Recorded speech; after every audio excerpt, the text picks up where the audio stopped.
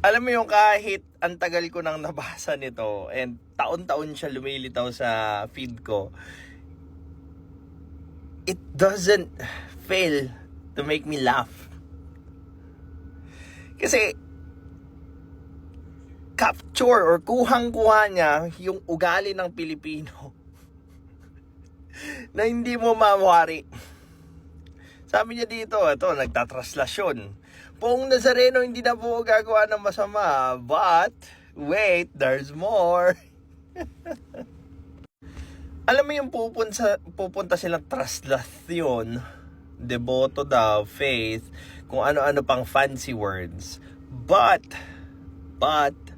after the event, anong nagbago? Anong nag-improve? Sabi nila, mas tumibay ang paniniwala ko sa Diyos. Ngayon, di ba mas magandang tanungin, anong ginagawa nung paniniwala mo para maging mas mabuti kang tao or mas improved na tao ka or Pilipino ka?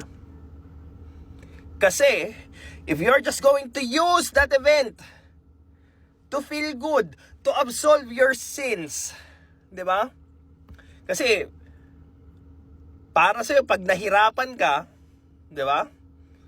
Para kang makakakuha ng pabor sa Diyos. Or, gagaan yung pakiramdam mo, but that's just scapegoating. Di ba?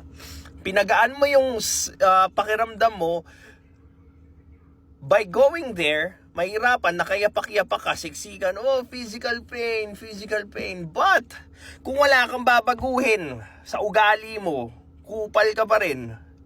Diba? Corrupt ka pa rin. Wala.